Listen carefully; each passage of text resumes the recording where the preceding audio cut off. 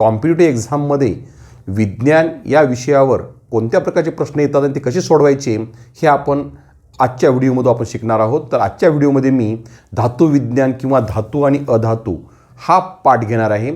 तर धातुविज्ञान या पाठावर सुरुवातीला मी त्याचा एक्स्ट्रॅक्ट सांगणार आहे, मेन पॉईंटवर फोकस करणार आहे. नंतर कोणत्या प्रकारचे प्रश्न या पाठात येणार आहेत ते मी घेणार आहे. तर विद्यार्थी मित्रांनो, तर धातुविज्ञानमध्ये विचार केला तर पिरियॉडिक टेबलमध्ये मूलद्रव्याचे वर्गीकरण किती मध्ये करतो आपण? 3 मध्ये, धातू, अधातू आणि धातू सदृश्य. धातूची व्याख्या लक्षात ठेवा. आपल्याला गुणधर्म माहिती आहेत. धातूची व्याख्या काय आहे? ज्या मूलद्रव्याचा अणू इलेक्ट्रॉन देऊन धनायन तयार करतो त्याला धातू म्हणायचं आहे. पहा, ए हा एक मूलद्रव्य आहे. हा इलेक्ट्रॉन दिला, ए पॉझिटिव्ह, इलेक्ट्रॉन निघून जाऊन ए पॉझिटिव्ह, याला विद्युत धन मूलद्रव्यासुद्धा म्हणतात. त्याला आपण इंग्रजीमध्ये इलेक्ट्रो पॉझिटिव्ह एलिमेंट म्हणतो. लक्षात. आणि जर एखाद्या मूलद्रव्याचा अणू इलेक्ट्रॉन घेऊन ऋणायन तयार करत असेल तर त्याला काय म्हणतात? विद्युत ऋण मूलद्रव्य, इलेक्ट्रोनिगेटिव्ह. सर्व धातू हे विद्युत धन किंवा इलेक्ट्रो पॉझिटिव्ह एलिमेंट असतात आणि सर्व अधातू हे इलेक्ट्रोनिगेटिव्ह किंवा विद्युत ऋण मूलद्रव्य असतात. हे लक्षात ठेवा. लक्षात. तर विद्यार्थी मित्रांनो, धातूचे गुणधर्म आपण कोणते असतात तर मी इम्पॉर्टंट सांगणार आहे. सर्व धातू हे सामान्यपणे काय असतात? स्थायीरूप असतात. अपवाद पारा आणि गॅलियम. लक्षात. हे काय असतात? द्रवरूप अवस्थेत सामान्य तापमानाला. आणि सर्व धातू हे जवळपास कठीण असतात. पण एक लक्षात ठेवा, जे पहिल्या गणातील मूलद्रव्य आहेत, सोडियम, पोटॅशियम, लिथियम, हे मूलद्रव्य कसे असतात? थोडेसे मृदू असतात. लक्षात. त्यांची रचना ही अतिशय लूजली हेल्ड असतात आयटम, म्हणून ते चाकूने सुद्धा कापू शकतो किंवा सहजपणे आपण त्यांना तोडू शकतो. ते मृदू किंवा मऊ धातू असतात. कोणते? पहिल्या ए गणातले सोडियम, पोटॅशियम, लिथियम. म्हणजे धातूचे गुणधर्म यांना अपवाद आहेत, हे लक्षात ठेवा. त्यानंतर धातू हा कठीण असतो. त्यानंतर धातूचा द्रावणांक आणि उत्कलनांक हा जास्त असतो. अपवाद पुन्हा सोडियम, पोटॅशियम, लिथियम. लक्षात. सर्वात जास्त द्रावणांक आणि उत्कलनांक असलेला धातू जे म्हणून कोणता आहे तो म्हणजे टंगस्टन. लक्षात. सर्वात जास्त असतो त्याचा द्रावणांक आणि उत्कलनांक. समजलं. धातूला चकाकी असते. धातूला ठोकून पत्रा तयार करतो आणि त्याच्यापासून ताणून तारा तयार करतो. म्हणजे त्याच्यामध्ये तन्यता आणि वर्धनीयता गुणधर्म असतो. आणि धातूला जर आपण एखाद्या कठीण भागावर मारलं तर त्याच्यातून ध्वनी निर्माण होतो. त्याला आपण निनाद किंवा सोनरस प्रॉपर्टी असते. समजलं. तर अधातू काय असतात? अधातूचे मूलद्रव्य हे सामान्यपणे इलेक्ट्रॉन घेऊन ऋणायन तयार करतात. त्याला इलेक्ट्रोनिगेटिव्ह एलिमेंट म्हणतो. याचे गुणधर्म धातूच्या विरुद्ध. लक्षात. अधातू मूलद्रव्य हे स्थायू, द्रव आणि वायू अवस्थेमध्ये असतात. स्थायूमध्ये कार्बन, फॉस्फरस, सल्फर. द्रवमध्ये लक्षात ठेवा एकच मूलद्रव्य आहे, तो म्हणजे ब्रोमीन. सामान्य तापमानाला तो कसा असतो? द्रवरूप अवस्थेमध्ये असतो. त्यानंतर धातू हा उष्णतेचा आणि विद्युतचा सुवाहक असतो, पण अधातू हा उष्णतेचा आणि विद्युतचा दुर्वाहक असतो. लक्षात. अपवाद हिरा. लक्षात ठेवा, हिरा हा विद्युतचा दुर्वाहक असतो पण उष्णतेचा सुवाहक असतो. असा एकमेव अपरूप आहे कार्बनचं जे दुर्वाहक आहे, विद्युतचा पण उष्णतेचा सुवाहक आहे. ग्राफाईट विद्युतचा सुवाहक आहे. अपवाद अधातू मूलद्रव्य. लक्षात ठेवा. अपवाद कोणता सुवाहक आहे? अधातू. ग्राफाईट. कार्बनचं अपरूप आहे ग्राफाईट. कार्बन हा डायमंड, हिरा, ग्राफाईट आणि फ्लुरिन या 3 अपरूपांनी कोक या अपरूपामध्ये आढळतो. त्यापैकी डायमंड हा विद्युतचा दुर्वाहक आहे पण उष्णतेचा सुवाहक आहे. ग्राफाईट विद्युतचा सुवाहक आहे, हे लक्षात ठेवा. समजलं. त्यानंतर धातूला चकाकी नसते. अधातूला चकाकी नसते. अधातूमध्ये तन्यता वर्धनीयता गुणधर्म नसतो. अधातूमध्ये सोनरस प्रॉपर्टी नसते. आणि अधातूचा द्रावणांक आणि उत्कलनांक हा धातूपेक्षा कमी असतो. अजून लक्षात ठेवा विद्यार्थी मित्रांनो, धातूची अभिक्रिया ही वातावरणातल्या क्रियाशील वायूसोबत होऊन त्यांच्यावरचा चकाकी नष्ट होते. लक्षात. उदाहरणार्थ सोडियम, पोटॅशियम, ॲल्युमिनियम हे ऑक्सिजनसोबत अभिक्रिया होऊन काय होतं? त्यांचे ऑक्साईड्स तयार होतात. Sodium oxide, potassium oxide, magnesium oxide, calcium oxide या प्रकारचे ऑक्साईड्स तयार होतात. सोडियम हा अतिशय क्रियाशील धातू असतो. तो वातावरणात उघडा ठेवला तर तो हवेत पेट घेतो. लक्षात. त्यानंतर पाण्यासोबत अभिक्रिया होती आणि सोडियम हायड्रॉक्साईड तयार होतो, पाण्यात ते ठेवता येत नाही. त्याचबरोबर त्याची घनताही पाण्यापेक्षा रॉकेलपेक्षा कमी असते आणि तो रॉकेलसोबत अभिक्रिया करत नाही. म्हणून सोडियम हा धातू वातावरणात उघडा ठेवता येत नाही, हवाबंद ठेवता येत नाही किंवा तो पाण्यातही ठेवता येत नाही. तो कशात ठेवतात? रॉकेलमध्ये ठेवला जातो. कारण का? सोडियम धातू हा हवेत संपर्क आला तर त्याच्या पेट घेतो, त्याचे ऑक्साईड्स तयार होतात, पाण्यासोबत अभिक्रिया करतो, पण रॉकेलपेक्षा घनता जास्त असल्यामुळे तो त्यामध्ये बुडून राहतो आणि त्याच्या घटकासोबत अभिक्रिया करत नाही. आलं लक्षात? त्यानंतर धातूची क्रियाशीलता ही सारखी नाही. सर्व धातूंची क्रियाशीलता पहिल्या आणि दुसऱ्या गणातील धातू जे जास्त क्रियाशील आहेत, त्यानंतर येणारे मूलद्रव्य हे कमी क्रियाशील आहेत. आलं लक्षात? म्हणून पाण्यासोबत अभिक्रिया केली असता पहिल्या गणातील जो सोडियम, पोटॅशियम, लिथियम थंड पाण्यात अभिक्रिया होऊन हायड्रोजन वायू मुक्त करतात. कॅल्शियम हा हळुवारपणे अभिक्रिया करतो. त्यानंतर ॲल्युमिनियम, आयर्न हे पाण्याच्या वाफेसोबत अभिक्रिया करून जे ऑक्साईड तयार हायड्रोजन वायू मुक्त होतो. क्रियाशीलता सारखी नाही. आम्लासोबत अभिक्रिया केली आपण, समजा आपण एखादा धातू मूलद्रव्य घेतला, एखादा मूलद्रव्य घेऊ आपण धातू आणि त्याची आम्लासोबत अभिक्रिया केली प्लस आम्ल, कोणतंही तीव्र आम्ल घ्या, विरल आम्ल घ्या, तर याचे काय होतात? धातूचे क्षार तयार होऊन हायड्रोजन वायू मुक्त होते. लक्षात ठेवा, इथे पण सर्व धातूची अभिक्रिया सारखी नसते. अपवाद नायट्रिक आम्ल. नायट्रिक आम्ल हा ऑक्सिडीकारक आम्ल असल्यामुळे धातूसोबत अभिक्रिया करून हायड्रोजन वायू मुक्त न होता नायट्रोजनचे ऑक्साईड्स तयार होतात, नायट्रोजनचे ऑक्साईड मिळतात. आलं लक्षात? समजतं? फक्त अपवाद कोणता? सर्व आम्लाची अभिक्रिया धातूसोबत झाली असता त्याची क्षार तयार होऊन हायड्रोजन मुक्त होतो, पण नायट्रिक आम्लासोबत होत नाही. आलं लक्षात? त्यानंतर धातू आणि अधातूची अभिक्रिया झाली. उदाहरण घेऊ आपण, सोडियम आणि क्लोरीन यांची अभिक्रिया झाली तर काय तयार होतो? आयोनिक संयुग तयार होतो. जेव्हा धातू आणि अधातूची मूलद्रव्य एकत्र येतात, कशामुळे येतात? धातू हा इलेक्ट्रॉन देणारा आहे, आत्ताच पाहिलं आपण इलेक्ट्रोपॉझिटिव्ह आहे, आणि अधातू हा इलेक्ट्रॉन घेणारा आहे. त्यामुळे इलेक्ट्रॉन देवाणघेवाणमुळे तयार होणाऱ्या बंधाला आपण काय म्हणतो? आयोनिक बंध. हा आयोनिक बंध असल्यामुळे या संयुगाला काय म्हणतो आपण? आयोनिक संयुग. लक्षात ठेवा, जेव्हा धातू आणि अधातूचे अणू एकत्र येतात तेव्हा आयोनिक संयुग होतात.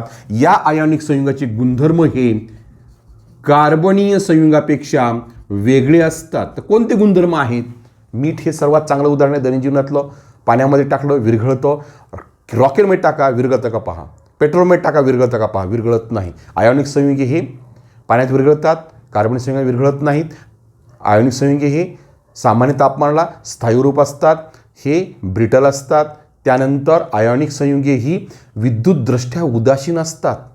स्थायीरूप आयोनिक संयुगातून विद्युत प्रवाह होत नाही, पण यांच्या पाण्यात द्रावणातून आयन तयार झाल्यामुळे त्यातून विद्युत प्रवाह होतो, किंवा ह्या आयोनिक संयुगाला तापून वितळलं त्यापासून आयन वेगळे झाल्यामुळे, म्हणजे आयोनिक संयुगाचे द्रावण आणि वितळलेली अवस्था ही विद्युतची काय? सुवाहक अवस्था आहे, किंवा त्यातून विद्युत प्रवाह होतो. हे आयोनिक संयुगांचे गुणधर्म आहेत. तर विद्यार्थी मित्रांनो, या ठिकाणी आपल्याला धातू आणि अधातूचा विचार केला तर धातू आणि अधातू मूलद्रव्ये दोन्हीही पृथ्वीच्या पृष्ठभागाखाली आढळतात. नैसर्गिकरित्या धातू आणि अधातू जे मिश्रण किंवा पदार्थ पृथ्वीच्या किंवा भूगर्भाखाली मिळतात त्याला आपण काय म्हणतो? खनिजे. खनिजे म्हणजे काय? धातू आणि अधातू हे भूगर्भामध्ये संयुक्त स्थितीमध्ये आढळतो, अशा नैसर्गिकरित्या सापडणाऱ्या पदार्थाला खनिजे म्हणतात. लक्षात ठेवा.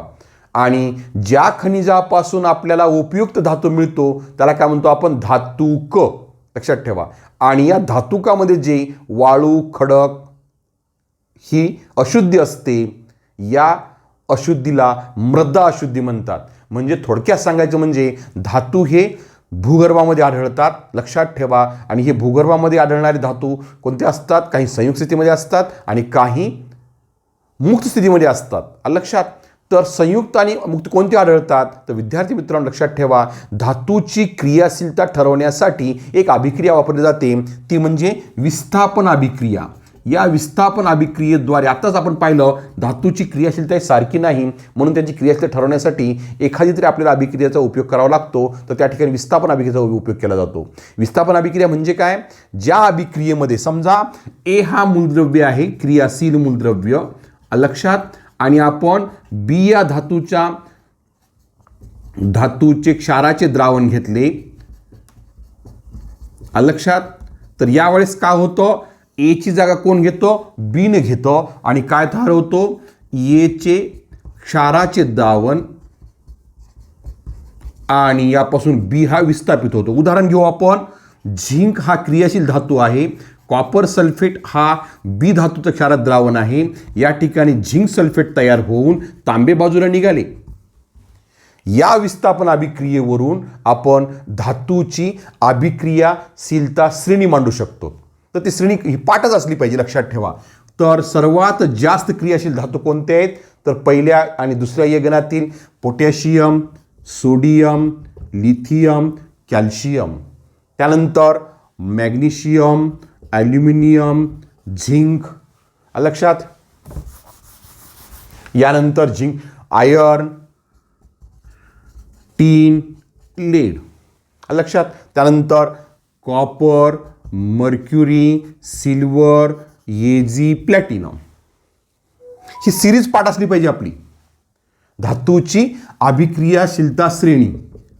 तर यामधील जे सर्वात वर आहेत ते जास्त क्रियाशील धातू आहेत, मध्यभागी आहेत ते मध्यम क्रियाशील, आणि हे कसे आहेत? कमी क्रियाशील. तर यावरून आपण कोणतीही अभिक्रिया सहजपणे मांडू शकतो. म्हणून ही श्रेणी पाठ ठेवा. Sodium, potassium, sodium, lithium, calcium, magnesium, aluminium, zinc, iron, tin, lead, copper, mercury, silver आणि गोल्ड, प्लॅटिनम हे कमी क्रियाशील, लक्षात ठेवा. तर जे जास्त क्रियाशील मूलद्रव्य असतात ते मूलद्रव्य किंवा धातू हे भूगर्भामध्ये संयुक्त स्थितीमध्ये आढळतात. सोने, चांदी, प्लॅटिनम हे कसे आढळतात? मुक्त स्थितीमध्ये आढळतात. तर ज्या खनिजापासून आपणास काय मिळतो?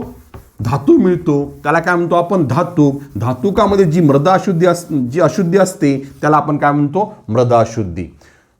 ज्या विज्ञान शाखेमध्ये धातुकापासून आपणास उपयुक्त असलेला धातू हा शुद्ध स्वरूपामध्ये मिळवला जातो त्याला काय म्हणतो आपण? धातू विज्ञान. लक्षात, त्याला म्हणतो आपण धातू विज्ञान. तर कोणताही धातू हा भूगर्भामध्ये संयुक्त स्थितीमध्ये आढळला असता त्यामधील असलेली अशुद्धी ही टप्प्याटप्प्याने दूर करावी लागते. असलेली अशुद्धी हळूवार दूर करण्याच्या पद्धतीला धातूचे सहतीकरण म्हणतात. लक्षात. तर सहतीकरण किती प्रकारे केलं जातं? त्याच्या सहतीकरण करत असताना त्यामध्ये असलेल्या धातूचे गुणधर्म, मृदा अशुद्धीचे गुणधर्म लक्षात, याचा विचार करून आपण सहतीकरणाची योग्य पद्धत निवडावी लागेल. लक्षात. पहिली पद्धत आहे विलफिल टेबल मेथड, दुसरी आहे जलशक्तीवर आधारित विलयीकरण पद्धत, तिसरी आहे चुंबकीय विलयीकरण पद्धत, चौथी आहे फेनतरण, पाचवी आहे अपक्षालन.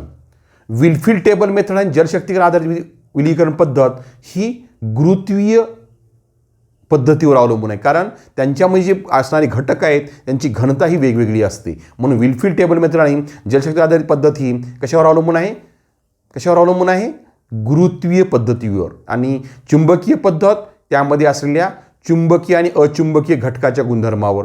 फेनतरण पद्धत ही कशावर अवलंबून आहे? हायड्रोफिलिक आणि हायड्रोफोबिक या गुणधर्मावर अवलंबून आहे. आणि अपक्षालन ही त्यामध्ये असलेला धातू हा कोणत्या रासायनिक पदार्थात विरघळतो ती ठरवून जी पद्धत अवलंब केली त्याला आपण अपक्षालन असे म्हणतो. या पद्धतीने काय होतं? धातूचे सहतीकरण केलं जातं, आणि सहतीकरण केल्यानंतर ज्या मिळालेल्या धातूमध्ये इतर धातू असतात त्या अशुद्ध धातूपासून शुद्ध धातू मिळवला जातो त्याला धातू विज्ञान असे म्हणतात. लक्षात.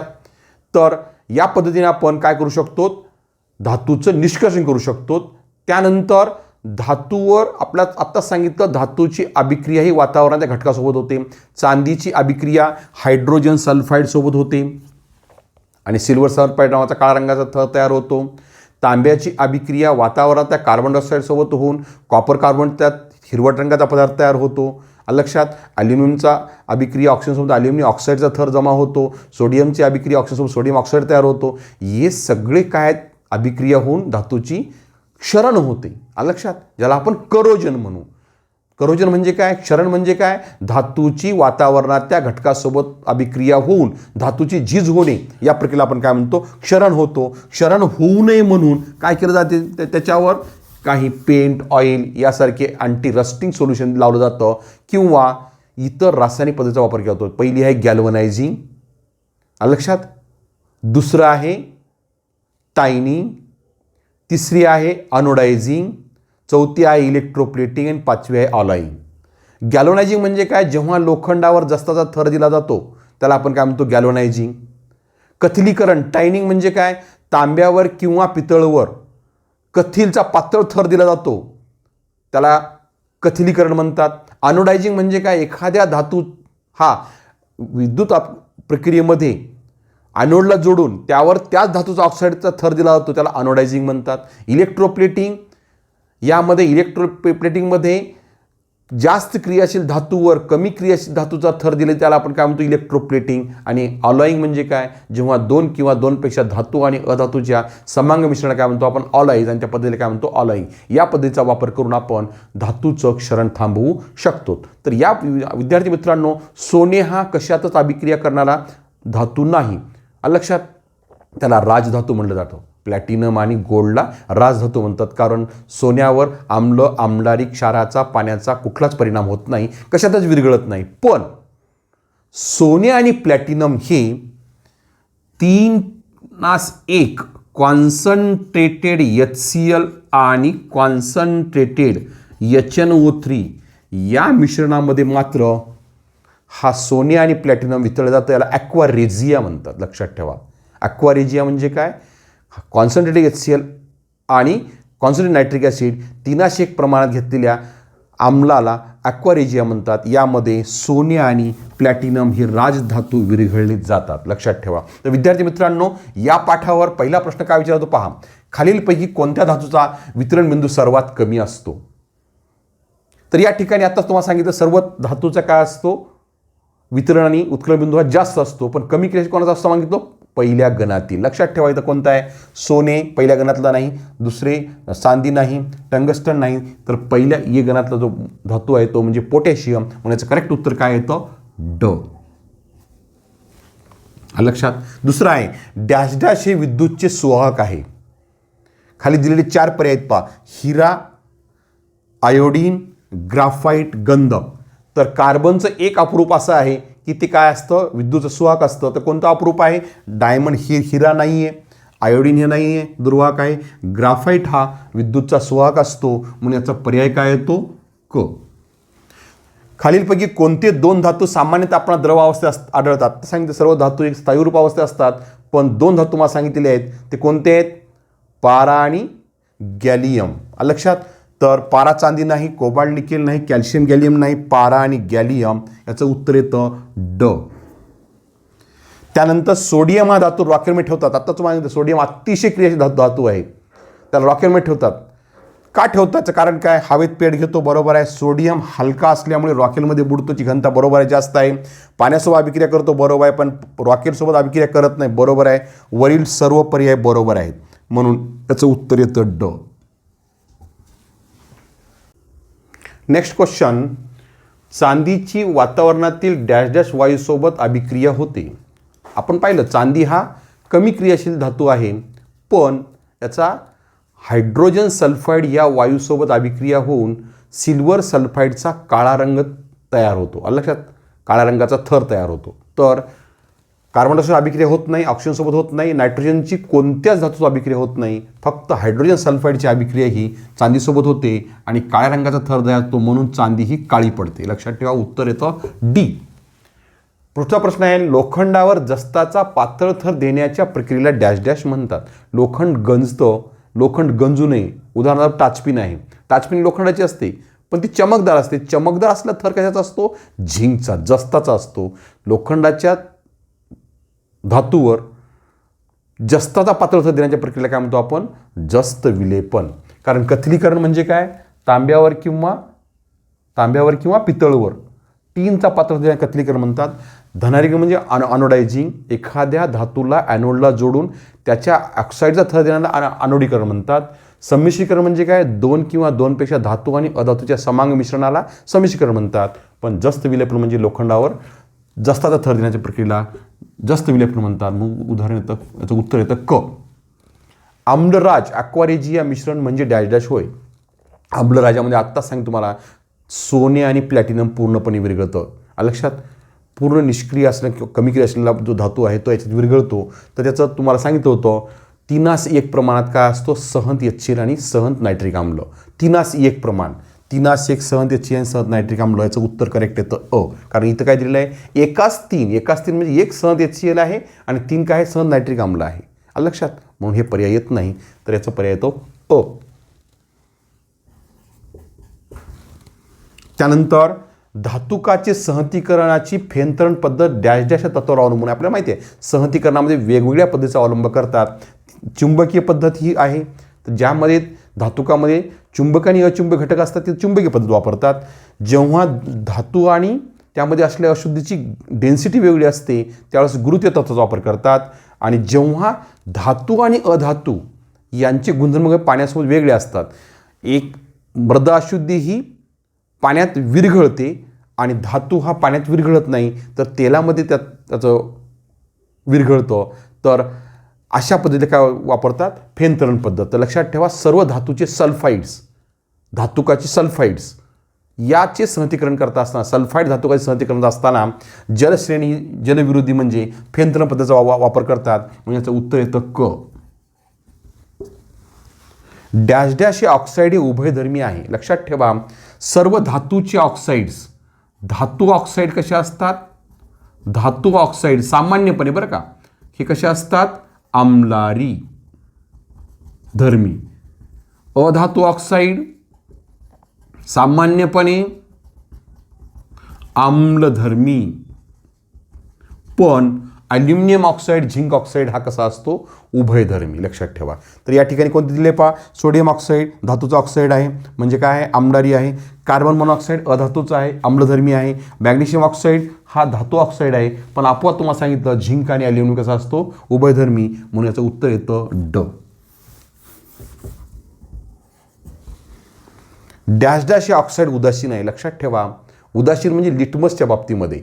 लक्षात, लाल आणि निळ्या लिटमसमध्ये कोणताही परिणाम करत नाही असा ऑक्साईड एकमेव आहे. आपोआप लक्षात ठेवा, कार्बन मोनॉक्साईड. ॲल्युमिनियम ऑक्साईड हा उभयधर्मी आहे. कॅल्शियम ऑक्साईड हा आम्लधर्मी आहे. SO2 हा आम्लधर्मी आहे. तर कार्बन मोनॉक्साईड हा कसा आहे, उदासीन असतो. म्हणून याचं उत्तर येतं ड. विद्यार्थी मित्रांनो, पुढचा प्रश्न आहे, A, B आणि C 3 मूलद्रव्ये आहेत. तिन्ही मूलद्रव्यात पुढे दर्शवल्याप्रमाणे रासायनिक बदल होतात, तेव्हा तिन्ही मूलद्रव्याच्या क्रियेचा अचूक क्रम कोणता? असा प्रश्न सोडवत असताना काळजीपूर्वक दिलेली सूचना पाहिजे. ABC मूलद्रव्ये दिलेली आहेत, खाली 3 अभिक्रिया दिलेल्या आहेत. लक्षात, तर ह्या अभिक्रियेमध्ये थोडंसं लक्षपूर्वक पाहायचं ABCचा क्रम काय आहे. या ठिकाणी पहा, AO2 म्हणजे Aचा ऑक्साईड आहे, B हा मूलद्रव्य आहे, अभिक्रिया करत आहे. या ठिकाणी B हा मूलद्रव्य A ला विस्थापित करत आहे. ठीक आहे, या ठिकाणी समजलं. दुसऱ्यामध्ये पहा, CS2 CS4 हा C चा सल्फेट संयुग आहे. या ठिकाणी B हा C ला विस्थापित करत आहे. तिसऱ्यामध्ये पहा, CO कार्बन मोनॉक्साईड आहे, हा मूलद्रव्याचा ऑक्साईड आहे. या ठिकाणी A C ला विस्थापित करत आहे, म्हणजे B हा A ला आणि C ला विस्थापित करत आहे. बरोबर आहे. आपण विस्थापन अभिक्रिया पाहिलो, जास्त क्रियाशील धातू हा कमी क्रियाशील धातूच्या संयुगाचं विस्थापन करतो. बरोबर आहे. मग या ठिकाणी B हा A आणि C पेक्षा काय आहे, जास्त क्रियाशील आहे. समजलं. तिसऱ्या याच्यामध्ये A हा C ला विस्थापित करतो, म्हणजेच A हा C पेक्षा जास्त क्रियाशील आहे. बरोबर आहे. मग याच आपण श्रेणी मांडली तर काय होईल, B is greater than A, A is greater than C.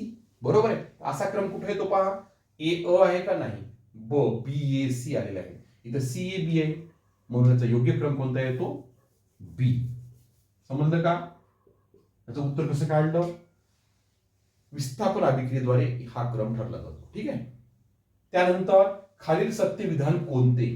अशा वेळेस शब्दांची खेळी केलेली असते. आपल्याला सत्य वाक्य आपल्याला माहित पाहिजे. लक्षात ठेवा. आपण पाहिलं की धातू हा धातुकावर आहे, खनिज आणि धातुकावर प्रश्न आहे. भूगर्भात नैसर्गिकरित्या सापडणाऱ्या धातू आणि अधातूच्या मिश्रणाला किंवा पदार्थाला खनिज म्हणतो. ज्या खनिजापासून आपल्याला उपयुक्त धातू मिळतो त्याला धातुक म्हणतो. लक्षात. तर या ठिकाणी काय दिले पहा, सर्व खनिजे धातुकी असतात पण सर्व धातुकी खनिजे नसतात. धातुकी खनिजे असतातच कारण भूगर्भात आढळतात. भूगर्भात आढळणाऱ्या मिश्र पदार्थ धातुकी म्हणतो. आणि सर्व खनिजापासून आपल्याला धातू मिळतो का? मिळत नाही. म्हणून ही वाक्य चूक आहे. सर्व धातुके हे खनिजे असतात, सर्व धातुकी खनिजे असतात पण सर्व खनिजे धातुकी नसतात. सर्व खनिजापासून आपल्याला धातू मिळत नाही म्हणून खनिजे धातुक नसतात. म्हणून बी सत्य वाटतं. खालचं पहा, सर्व खनिजे धातुकी असतात. सर्व खनिजे धातुकी असतात का? नसतात. म्हणजे हे सुद्धा चूक आहे, वरील पैकी नाही. त्याचं करेक्ट उत्तर येतं ब.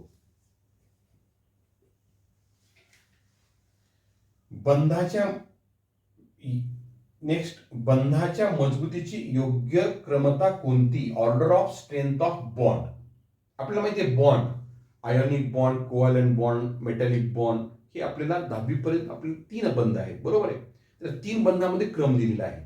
आयोनिक बंध आपल्याला माहिती आहे, electrostatic force of attraction between the positive and negative charge ions और the bond is form by losing and gaining the electrons. दोन मूलद्रव्यांमध्ये इलेक्ट्रॉनच्या देवाणघेवाणमुळे जो इलेक्ट्रोस्टॅटिक फोर्स ऑफ अट्रॅक्शन तयार होतो त्याला आपण आयोनिक बंध म्हणतो. किंवा धन आणि ऋण प्रभारित आयॉनमधील जो आकर्षण बल असतो त्याला आपण आयोनिक बंध म्हणतो. सहसंयोजी बंध म्हणजे जेव्हा 2 मूलद्रव्याच्या अणूमध्ये इलेक्ट्रॉनची फक्त भागीदारी होते आणि बंध तयार होतो त्याला आपण सहसंयोजी बंध म्हणतो. आणि धातुक बंध म्हणजे काय? धातूमध्ये शेवटच्या क्षणाचे असलेले इलेक्ट्रॉन लूज करून धनप्रभारित आयन आणि ह्या शेवटच्या इलेक्ट्रॉन मध्ये असलेलं आकर्षण म्हणजे धातुक बंध आहे. लक्षात. तर सर्वात लक्षात ठेवा, आयोनिक बंध स्ट्रॉंग असतो कारण त्याच्यामध्ये फोर्स ऑफ अट्रॅक्शन, त्या धन आणि ऋण प्रभार असतात. आयन त्यांच्यामध्ये अट्रॅक्शन जास्त असतं. बंध म्हणजेच 2 आयॉनमध्ये 2 अणूमध्ये किंवा पदार्थांमध्ये असलेलं इलेक्ट्रोस्टॅटिक फोर्स ऑफ अट्रॅक्शन त्याला आपण बंध म्हणतो. तर आयोनिक बंध सर्वात जास्त असतो, मजबूत, त्यानंतर असतो सहसंयोजक, त्यानंतर असतो सर्वात मजबूत आयोनिक बंध, त्यानंतर मजबूत सहसंयोजी बंध आणि सर्वात दोन्हीपेक्षा कमकुवत बंध धातुबंध. लक्षात. तर क्रम पहा, आयोनिक बंध हा धातुबंधापेक्षा जास्त असतो पण धातुबंध हा सहसंयोजी जास्त मजबूत असतो का? नसतो. म्हणजे पहिला चूक आहे. सहसंयोजी बंध हा आयोनिक बंध मजबूत नसतो. धातुबंध हा सहसंयोजी बंधापेक्षा मजबूत नसतो, सर्वात कमी असतो. आयोनिक बंध हा सहसंयोजी बंधापेक्षा जास्त मजबूत असतो. सहसंयोजी बंध हा धातुबंधापेक्षा जास्त मजबूत असतो. म्हणून याचा करेक्ट पर्याय आहे ड. लक्षात. पुढचा प्रश्न विद्यार्थी मित्रांनो, खालीलपैकी कोणते संयुग पाण्यात विरघळते? तुम्हाला यापूर्वी सांगितलेलं आहे सर्व आयोनिक संयुगे ही पाण्यात विरघळतात. आणि आयोनिक संयुग कशी ओळखायची? ज्याच्यामध्ये धातू आणि अधातू मूलद्रव्याचे अणू असतात. लक्षात. सामान्यपणे बरं का, हे हिंट लक्षात ठेवा. आणि कार्बनी संयुगे ही पाण्यामध्ये विरघळत नाहीत. तर या ठिकाणी काय दिलं पहा, बेन्झाईल क्लोराईड CCH5 म्हणजे बेन्झाईल क्लोराईड. लक्षात. कार्बनी संयुग आहे, विरघळत नाही. पोटॅशियम क्लोराईड, पोटॅशियम अधातू आहे, क्लोरीन अधातू आहे, हा आयोनिक संयुग आहे. क्लोरोफॉर्म कार्बनी संयुग आहे, यापैकी नाही. आयोनिक संयुग असलेला कोणता आहे? ब आहे. म्हणून करेक्ट उत्तर येतं ब. पोटॅशियम क्लोराईड हा पाण्यामध्ये विरघळतो. बरोबर आहे. झिंक ब्लेडचे म्हणजे झडेनियस झिंक सल्फाईडचे सहतीकरण डॅश डॅश पद्धतीने करतात. सहतीकरण करण्याच्या पद्धती आपण 4 शिकलेल्या आहेत. चुंबकीय विलयीकरणामध्ये ज्याच्यामध्ये धातू आणि अधातू म्हणजे चुंबकीय आणि अचुंबकीय घटक असतात त्यांना ही पद्धत वापरतात. जलशक्तीवर आधारित आणि विलफिल टेबल मेथड गुरुत्व तत्वावर अवलंबून आहे. त्यांच्यामध्ये अशुद्धी आणि मृदा अशुद्धी आणि धातुकाची डेन्सिटी वेगवेगळी असते. या दोन्हीमध्ये गुरुत्व तत्व वापरलं जातं. तर फेंथरण पद्धत वापरली जाते कारण सल्फाईड ओअरमध्ये जो सल्फाईड ओअर आहे तो पाण्यामध्ये विरघळत नाही. लक्षात. जलविरोधी आहे आणि जी मृदा अशुद्धी पाण्यात विरघळते, जलस्नेही आहे. म्हणजे हायड्रोफिलिक आणि हायड्रोफोबिक ही प्रिन्सिपल वापरल्यामुळं फेंथरण पद्धती हे सर्व सल्फाईड ओअर, लक्षात ठेवा, सर्व सल्फाईडचे ओअरचं सहतीकरण हे फेंथरण पद्धती करतात. झिंक ब्लेड सल्फाईड ओअर आहे म्हणून याचं उत्तर येतं क. समजलं. धातुकाला जास्त ऑक्सिजन सानिध्यात तापवून त्याचे ऑक्साईड रूपांतर करण्याच्या प्रक्रियेला डॅश डॅश म्हणतात. लक्षात ठेवा, जेव्हा एखाद्या धातुकाला कमी तापमानात तापवतो आणि ते ऑक्सिजन रूपांतर करतो, त्याला कॅल्शिनेशन किंवा निस्तापन म्हणतात. सर्व कार्बोनेट ओव्हरचं ऑक्साईड करत असताना कमी ऑक्सिजन तापवतात, म्हणजे ते कॅल्शिनेशन आहे. क्षपन, ऑक्सिजन काढून टाकण्याचं ते आपण ऑक्सिजन मिसळलं हे नाही आहे. भाजणे प्रक्रिया आपण कोणती कुठे करतो? ऑक्सिजन सानिध्यामध्ये करतो, त्याला आपण इंग्रजीमध्ये रोस्टिंग म्हणतो. रोस्टिंग ही प्रक्रिया सर्व सल्फाईड धातुकाचं रूपांतर ऑक्सिजन करत असताना जास्त ऑक्सिजन सानिध्यात तापवावं लागतं आणि सल्फाईड ऑक्साईड निघून जाऊन काय तयार होतं? ते ऑक्साईड्स तयार होतात. आणि संमिश्रीकरण म्हणजे काय? ही तर प्रक्रिया कोणती आहे? ऑलाईंग प्रक्रिया आहे, गंजू नये म्हणून. हे तर उत्तर होऊ शकत नाही. कॅल्शिनेशन होऊ शकत नाही. क्षपन तर याचं उत्तर येतं क. काय लक्षात ठेवा, सर्व सल्फाईड ओव्हरचं संहतीकरण करायचं असताना फेनत्रन पद्धतीचाच अवलंब केला जातो, भाजणे प्रक्रियेचाच अवलंब केला जातो. लक्षात, सल्फाईड ओव्हर जेव्हा असतात, लक्षात समजलं. किंवा कोणत्याही धातुकाला ऑक्सिजन तापवलं असतं त्याला आपण भाजणेचं म्हणतो. ठीक आहे, त्याला आपण इंग्रजीमध्ये रोस्टिंग म्हणतात. डॅश डॅश ह्या अधातूचे अप्रूप विद्युतचे सुवाहक असते. आपल्याला माहिती आहे अधातू हे विद्युतचे दुर्वाहक असते, पण कार्बनचा असं एक अप्रूप आहे ते विद्युतचा सुवाहक असतो, तो म्हणजे ग्राफाईट. गंधक नाही आहे, क्लोरीन नाही आहे, आयोडीन नाही आहे. ग्राफाईट हा कार्बनचा अपरूप आहे, तर याचं उत्तर येतं ड, विद्युतचा सुवाहक असतो. लक्षात, का सुवाहक असतो माहिती आहे का? ग्राफाईटची रचना ही हेक्झागोनल असते. एक कार्बन दुसऱ्या 3 कार्बन संबंध तयार करतो आणि एक इलेक्ट्रॉन हा फ्री राहतो, त्यामुळे तो फ्री इलेक्ट्रॉन विद्युत कंडक्ट करून एका टोकाकडून दुसऱ्या टोकाकडे वाहतो. ठीक आहे. 2 धातूच्या मिश्रणात खालीलपैकी कोणता धातू मिसळल्यास त्या मिश्रणास पारद संमिश्रण म्हणतात, अमलगम म्हणतात. सोडियम सोबत जर आपण मर्क्युरी मिसळली तर सोडियम अमलगम, झिंक सोबत मिसळलं तर झिंक अमलगम, सिल्वर सोबत मिसळलं सिल्वर अमलगम. लक्षात. आणि हे जे सिल्वर अमलगम आहे, रजत पारद संमिश्र जे आहे, सध्याच्या काळामध्ये डेंटल जे डॉक्टर आहेत त्यांचा दातामध्ये ब्लिचिंग करायचं वापरतात, त्याचा उपयोग लक्षात असू द्या. तर ते आहे मर्क्युरीला काय म्हणतो? पारद. लक्षात, मर्क्युरी हा धातू दुसऱ्या कोणत्या एका धातूसोबत जर मिसळले तर त्या मिश्रणाला काय म्हणतात? पारद संमिश्र. म्हणण्याचं उत्तर येतं क. तर विद्यार्थी मित्रांनो, या धड्यावर प्रत्येक पॉईंटवर मी क्वेश्चन घेतलेला आहे. हा व्हिडिओ महत्त्वाचा का आहे माहिती का? या धड्यामध्ये जेवढे काही तुमचे पॉईंट्स इन्क्लूड केलेले आहेत त्या सर्व पॉईंटवर मी एक एक प्रश्न घेतलेला आहे. जर हे प्रश्न तुम्ही समजून घेऊन जर सोडवले तर या कोणत्याही पॉईंटवर प्रश्न येऊ भविष्यामध्ये किंवा कोणत्याही परीक्षामध्ये तर तुम्ही सहजपणे सोडवू शकता. तर या व्हिडिओच्या खाली नोट्स दिले असतील तर ते वाचून घ्या, म्हणजे तुमचं परफेक्शन होईल. थँक्यू.